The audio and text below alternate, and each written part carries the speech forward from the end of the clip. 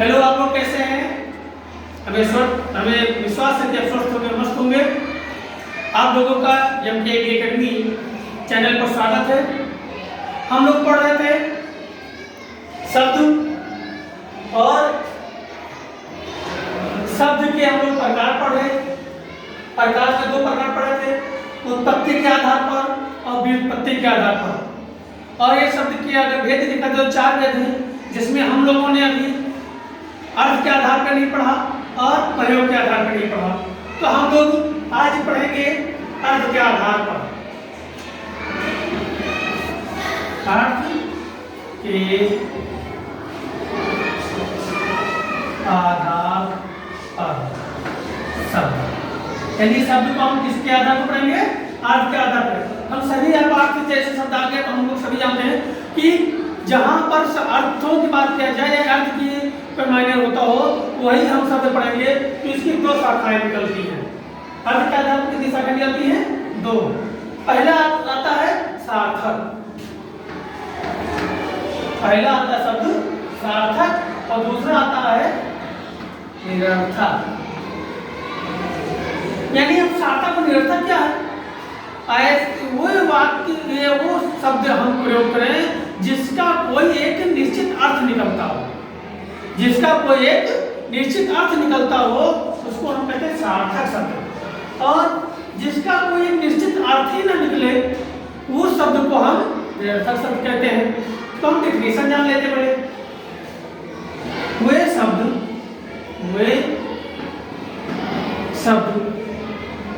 जिनके उच्चारण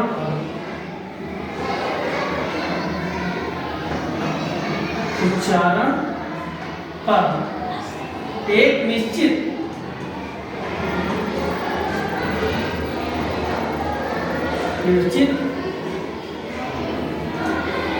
अर्थ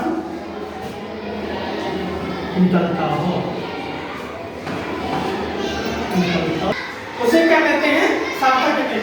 यानी वे शब्द जिनके उच्चारण पर एक निश्चित अर्थ निकलता हो उसको हम क्या कहते हैं? सार्थक। जैसे उदाहरण देख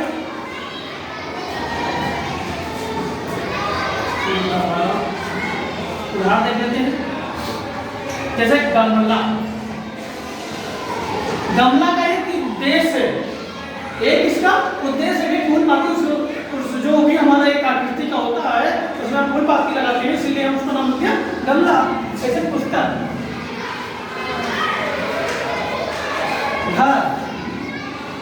घर का भी एक अर्थ होता है जहाँ लोग इंसान रहते हैं, अपने उस पर छत छाया देते हैं, उसको हम क्या कहते हैं? घर कहते हैं। निरर्थक शब्द, तो निरर्थक भी शब्द जान लेते हैं।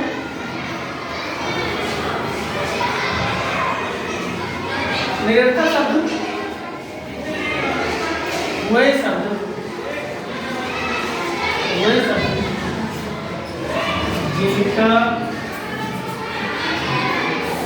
जिनके उच्चारण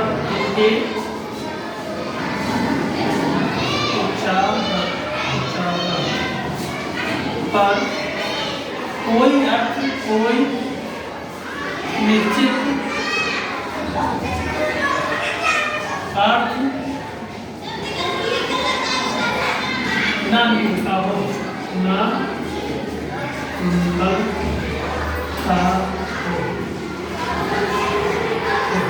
उसे क्या कहते हैं? यानी वही शब्द जिनको उच्चारण में कोई निश्चित अर्थ ना निकलता हो, कोई मतलब ना हो उसका, वो क्या कहलाता है? निरर्थक कहलाता है। जैसे उदाहरण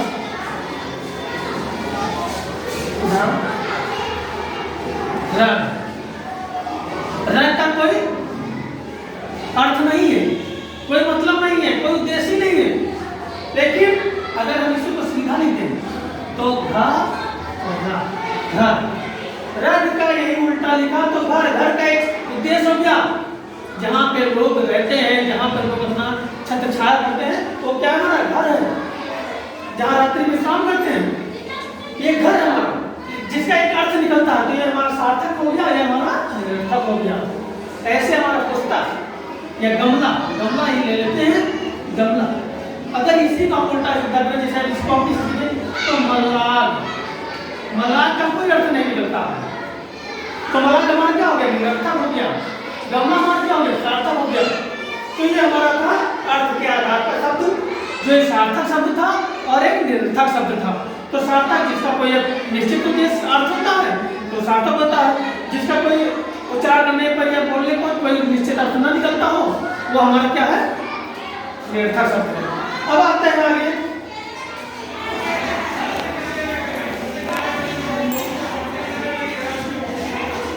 तब है प्रयोग के आधार।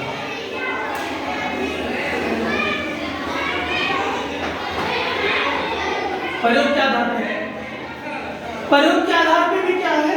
प्रयोग के शब्द से ही पता चल जाता है। जैसे हम कोई शब्द लिखते हैं तो उससे हमको आगे पता चलने लगता है। जैसे हम मूवी देखते हैं तो कुछ हिंदी मूवी ऐसी है कि हम लोगों को पहले से ही जैसे कोई आया सीन आगे के पता कर लेते हैं, समझ में आने लगता है कि आगे क्या होने वाला है। ऐसे जैसे शब्द हिंदी हम लोग पढ़े तो हिंदी में जैसे शब्द आता है तो हिंदी का हम अगर पोस्टमार्टम नहीं करें तो हमको ऑटोमेटिक पता चलने लगता है कि क्या कह रहा है। तो प्रयोग यानी हम लोग जहाँ प्रैक्टिकल करते हैं, जहाँ पर सही से इस्तेमाल करते हैं तो हमारा क्या था? प्रयोग होता है। तो प्रयोग भी दो प्रकार से, एक आता है विकारी, दूसरा है आविकारी।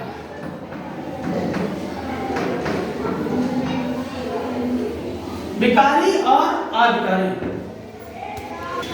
तो विकारी मतलब जब किसी में विकार उत्पन्न हो, परिवर्तन हो, जब किसी चीज में विकार या परिवर्तन हो उसे हम तो विकारी। तो हम पहले विकारी की डिफिनेशन लिख लेते हैं। जब लिंग, वचन, काल आदि में परिवर्तन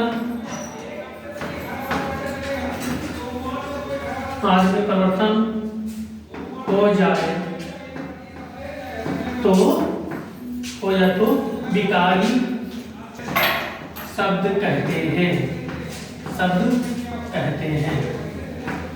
कहते हैं। यानी इसी में संज्ञा सर्वनाम की भी बात है। संज्ञा सर्वनाम के लिए क्या होता है? परिवर्तित हो जाता है।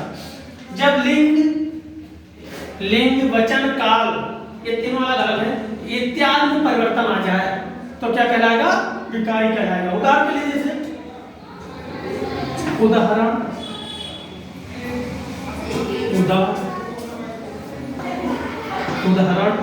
जैसे लड़के, लड़की,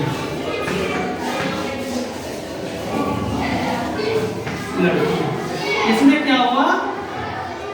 लिंग में परिवर्तन और वचन में परिवर्तन दोनों हो गया। लिंग और वचन दोनों में परिवर्तन हो गया तो क्या हो गया? विकारी हो गया। वहीं पर आविकारी, जब कोई चीज का विकार ना हो रहा हो, कोई परिवर्तन ना हो रहा हो, उसको हम क्या कहते हैं? आविकारी कहते हैं। इसको हम क्या करते हैं? आविकारी।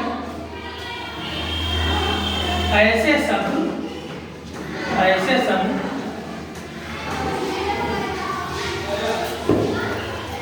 जिनमें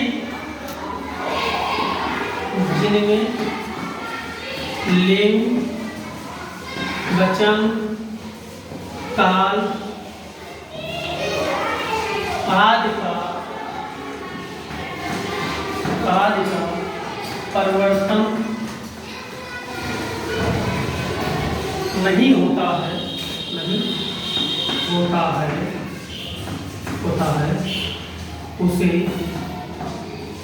उसे आविकारी शब्द कहते हैं। यानी ऐसे शब्द जिसमें लिंग, वचन, काल इत्यादि में परिवर्तन ही ना हो रहा, विकार ही ना हो रहा, वो क्या कहलाएगा? आविकारी शब्द कहलाएगा। इसमें क्रिया, विशेषण, समुच्चय इत्यादि शब्द आएंगे ग्रामर के। और इसका उदाहरण अगर देखें तो उदाहरण धीरे धीरे, यानी इसमें कोई विकार नहीं हो रहा, कोई परिवर्तन नहीं हो रहा। अगर इधर लिखे तेज तेज, यानी दौड़ने को अगर कह रहे थे तो तेज तेज, यदि कोई विकार कोई परिवर्तन नहीं हो रहा है तो ये क्या हो गया, अविकारी हो गया। तो इस प्रकार शब्द हम लोग पढ़ रहे थे, शब्द के 4 पार्ट थे, 4 भाग को आप देखा मैंने। अब हमारा नया टॉपिक होगा वाक्य, और आज हमारा ये शब्द यहीं पर समाप्त होता है। जिन्होंने अभी तक चैनल को सब्सक्राइब नहीं किया वो सब्सक्राइब कर लें। अगर कोई सुझाव देना चाहते हैं तो कमेंट बॉक्स के माध्यम से आपको सुझाव दे सकते हैं। और अगर आप लाइक कमेंट करते हैं तो हमको लगता है कि आप लोगों को समझ में आ रहा है, पढ़ रहे हैं, तो हमको भी हौसला मिलता है। इसी के साथ जय जय भारत।